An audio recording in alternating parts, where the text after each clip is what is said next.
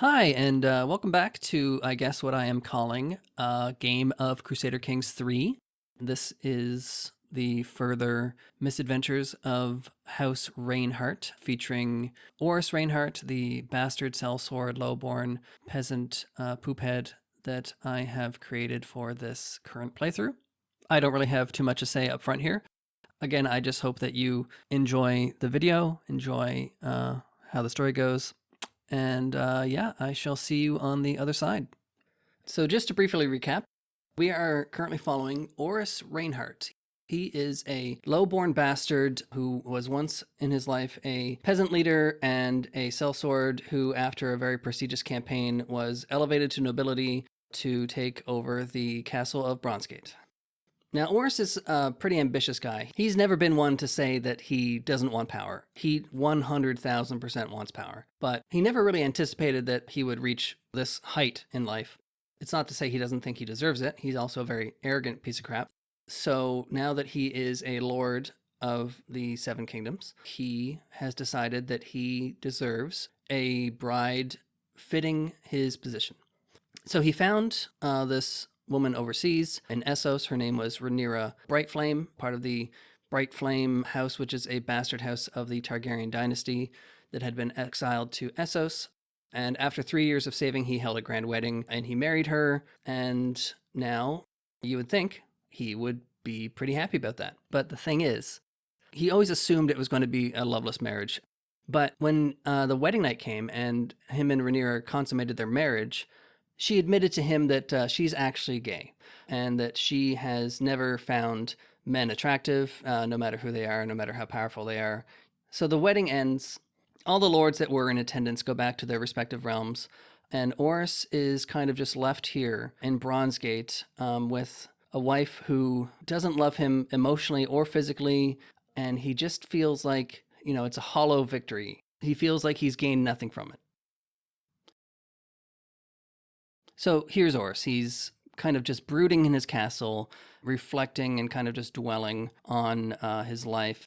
And his maester comes in to say that a raven has arrived from Castle Nightsong, which is a castle in the Stormlands a few weeks to the southwest from Bronzegate. And it seems that Oris has been invited to a feast by the Lord of Nightsong. And, again, the other lords don't really necessarily respect Oris or, see him as an equal. But, if anything, he is fun at parties. So Oris, kind of wanting to get out of the house, kind of like craving for a distraction, jumps at the chance to get out the door. So he collects his small entourage. Thankfully, Rhaenyra isn't coming with him. He doesn't even know if Rhaenyra knows that the feast is happening. He barely sees her, and he makes his way out the door and starts heading towards Nightsong. And, a curious but perhaps not unexpected thing happens to him. The further he gets from Bronzegate, the more he finds himself just amongst the small folk, just other people going up and down the road, the more he kind of feels like his old self again, like the more he feels like he's connecting back to something he's familiar with. And actually, sometimes when he looks down at his raiments, he has to remind himself that the antler symbol on his chest isn't actually his employer's, that it's his house. He's still kind of getting used to this whole being a noble lord thing. So the journey continues, and the concerns about his wife, about the potential that he may not have an heir, that he feels like this concern that he has sewn himself into a life that perhaps he doesn't necessarily want. That all kind of just melts away, replaced by just the sound of the dirt underneath his feet, the sky above him, birds chirping, leaves rustling. It's quite bucolic. It's very great. He loves it. And so after a couple of weeks on the road, Oris and his company begin passing through the marches. And he's never actually really been this far afield in the Stormlands before. And he looks around him, and he's never seen people who look like this before. They're not exceptional in terms of Westerosi people. It's just, there's just something about the Marcher people that he finds particularly attractive. But there's this one woman in particular. She's beautiful. She's young. and she doesn't seem particularly wowed by him. She doesn't seem to be trying at all to impress him, but he can tell that she's still quite interested in him. And the more that he and her talk, the more interested he becomes in her. You know, being among all of these people who are acting like he's their superior, and here's this woman who is almost acting like she's his equal, even though, again, she's just this lowborn peasant. And there's something about that that really appeals to him. And he wakes up the next morning in his tent and finds himself sleeping beside this beautiful marcher woman who he had just met the night before. And, you know, she's still sleeping. It's early morning. He is just lying there looking at her. And it just seems so incredibly peaceful. You know, he can hear the early morning birds chirping. And he kind of just lays there and stares at the top of his tent, his hands folded over his chest. And he just breathes. And he just feels, you know, really, really calm.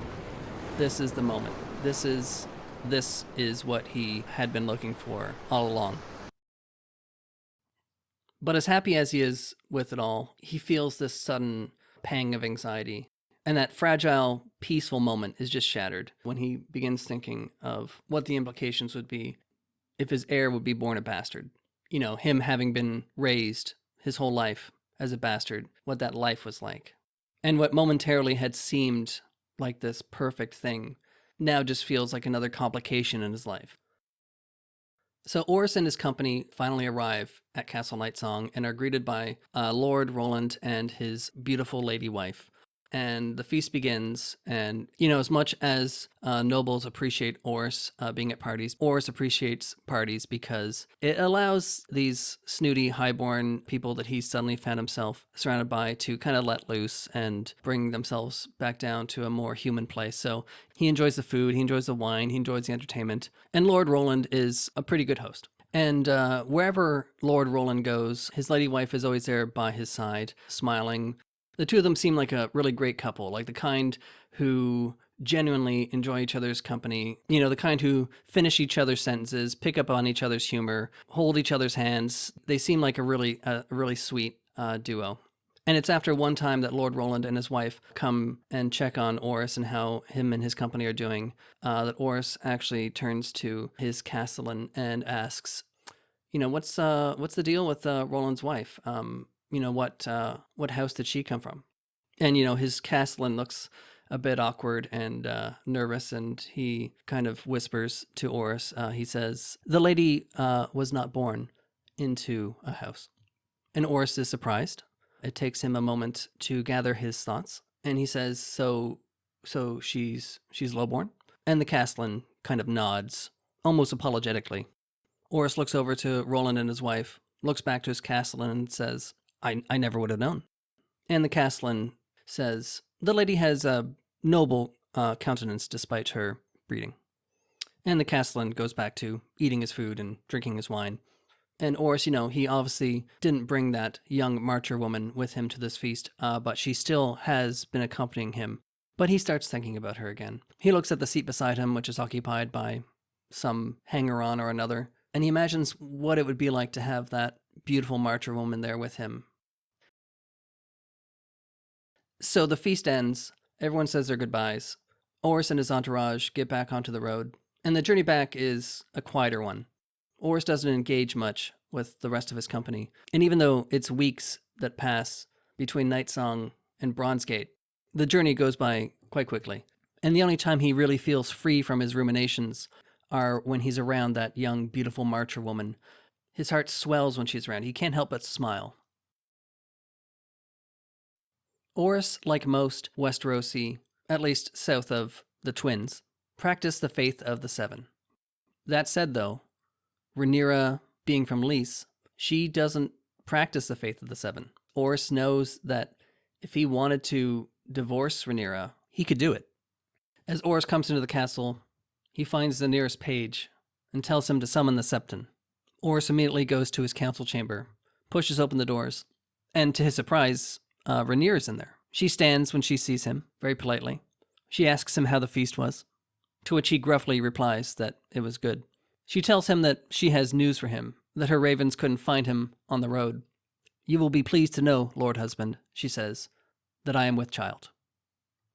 Oris stumbles over his words as he expresses how great this news is. And he asks her, kind of stupidly, with child, with my heir. And she laughs somewhat endearingly and says, yes, with your heir. That is how these things work. He collapses into his chair at the seat of the table and kind of just stares off into the distance with half a smile forming on his face. After a few moments, Rhaenyra politely excuses herself, says that she has other duties she needs to attend to, and she retreats back to her chambers. A few minutes later, the Septon arrives in the council chamber. He looks around. Oris is nowhere to be found. The Septon sighs, takes a seat, busies himself, oddly rolling scrolls, documents pertaining to Oris's claim on neighboring Sheerfield, and waits for a meeting that will never happen. All right, so that is episode 2 of A Game of Crusader Kings 3. I hope you enjoyed it. Let me know if you have any comments or suggestions on how I might improve these videos in the future. You know, it's been a long time since I've made a YouTube video, and I was never really particularly good at it, I think, to begin with. So, I mean, a lot of this is still pretty new to me. So kind of bear with me as I hopefully sand off the edges and get to a point where I am making these with some grace and quality. But yeah, stay tuned for episode 3. Hopefully it comes together soon. And again, thank you for listening. Thank you for watching, and I shall see you later.